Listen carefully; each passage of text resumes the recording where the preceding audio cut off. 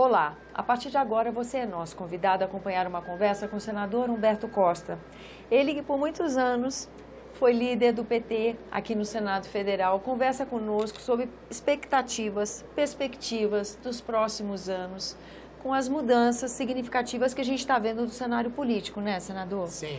Agradeço sua presença e estamos aqui com vontade de ouvir o senhor que tem essa bagagem toda dessas relações entre o Executivo e o Legislativo. Como é que o senhor está vendo esse momento atual, senador? Estou vendo como um momento muito difícil para o nosso país, não é? Nós tivemos aí a eleição de um presidente da República que claramente tem uma concepção político-ideológica de extrema-direita, beirando, inclusive, em muitos momentos, um flerte com o fascismo, né? E que, portanto, vai necessitar de ter, no enfrentamento às suas políticas, especialmente do ponto de vista dos direitos da população, um enfrentamento importante de todos os democratas. Eu temo pela democracia e, como tal, acredito que é o momento de nós estarmos unidos, né? Os democratas, aqueles de centro, até mesmo de centro-direita e da esquerda como um todo, para defender as liberdades básicas e o respeito à Constituição. Não acredito que o receituário desse governo para a economia vá dar certo, o que significa que nós vamos ter que conviver ainda um bom tempo com a instabilidade e com a insegurança. Senador, comparando o resultado das urnas desse ano com o de 4 anos atrás, nós temos ainda um país bem dividido, mas esse tensionamento mudou? Como é que o senhor vê a saída da urna? Como é que o país estava na saída da urna 4 anos atrás e agora? O que aconteceu com a temperatura na política? Eu acho que o que muda é a postura de quem foi derrotado, né? Em 2014, nós vimos a oposição ser derrotada nas eleições e, de imediato, provocar um processo de desestabilização do governo eleito, de sabotagem política e econômica, e levando o país a viver 4 anos que foram 4 anos de profunda instabilidade, não é? Houve o impeachment, houve o governo Temer com todos os problemas, e isso, sem dúvida, começou lá atrás pela dificuldade de uma parte do PSDB em aceitar o resultado das urnas.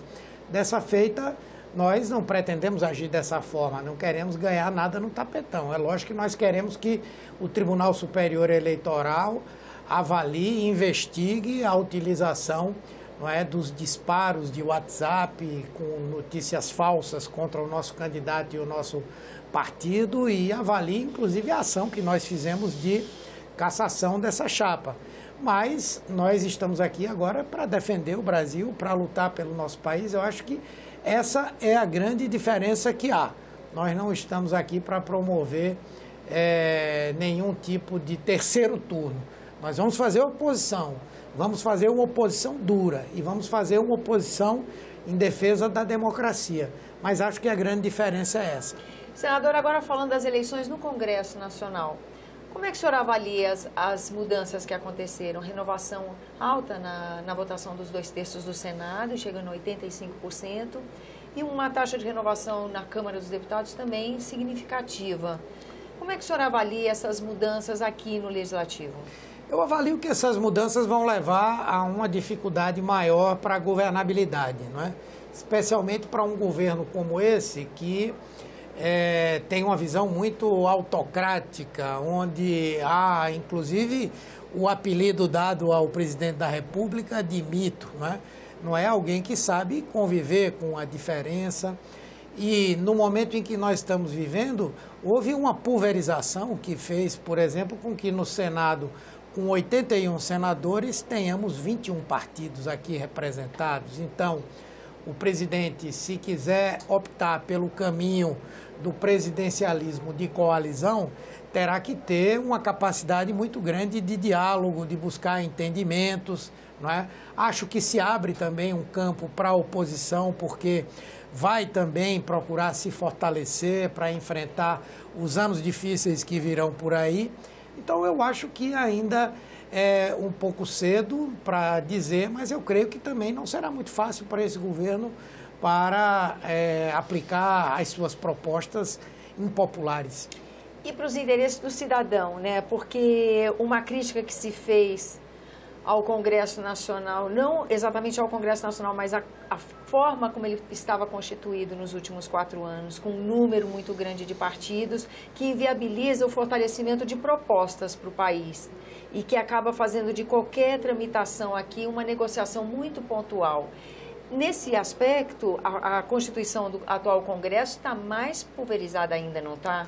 Exatamente, era isso que eu dizia. O processo de negociação agora vai se tornar mais difícil, em que pese praticamente 14 partidos não terem alcançado, né, a cláusula de barreira, alguns vão se fundir, mas mesmo assim haverá um número muito grande, não é? E é muito difícil quando você tem muitos interlocutores com interesses diferentes, políticos ou interesses, sei lá, corporativos de diversos tipos. É muito difícil, não vai ser fácil para esse governo, eu acredito. Nessa mudança dos agentes políticos, nesse Congresso dessa forma constituída, que papel cabe ao cidadão?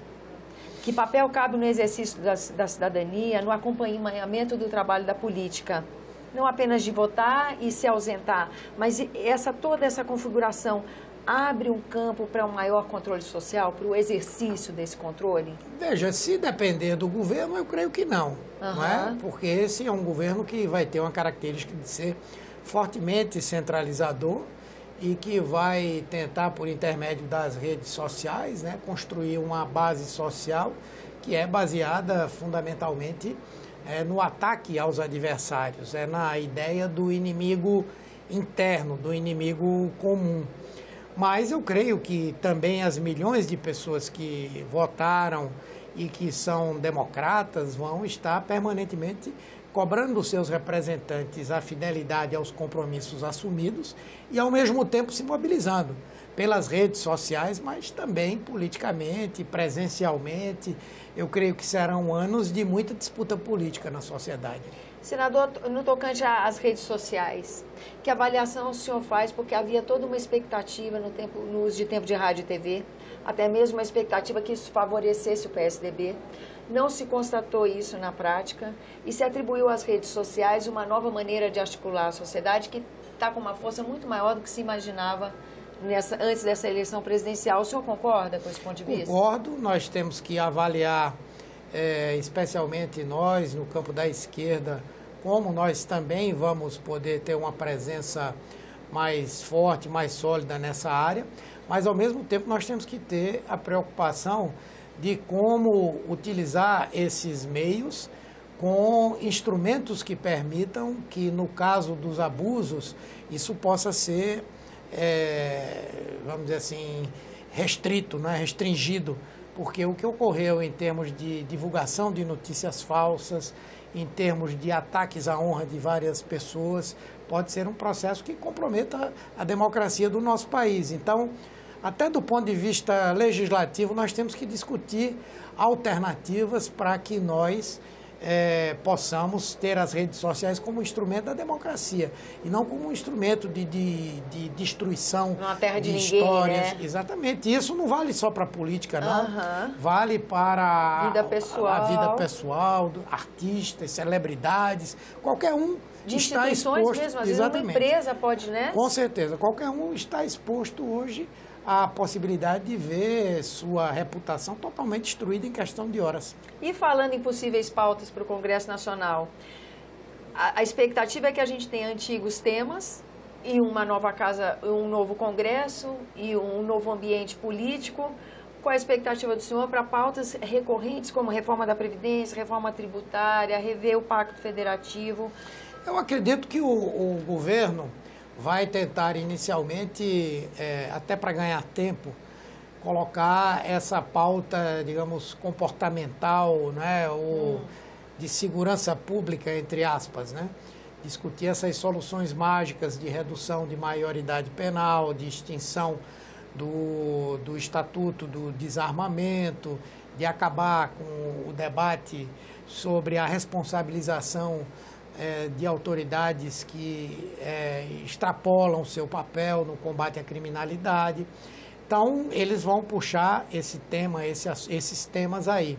E vão tentar, paralelamente, passar esse receituário ultraliberal, que é o receituário desse governo. Reforma da Previdência, aprofundamento da reforma trabalhista, não é? E uma série de outras medidas. E nós vamos estar do outro lado defendendo a nossa pauta de aprofundamento da democracia, da liberdade, de impedir que as conquistas sociais sejam derrubadas. Será uma disputa muito, no nosso campo, muito centrada na resistência. Agradeço a sua presença aqui conosco. Eu que agradeço. Eu agradeço também a sua atenção, lembrando que esse é o programa Argumento e que você é nosso convidado a fazer sugestões e críticas ao trabalho da TV Senado. Para isso, 0800 61 2211, ligação gratuita. Eu lembro também que você pode rever esse ou outros dos nossos programas por endereço eletrônico senado.leg.br/tv. Até a próxima.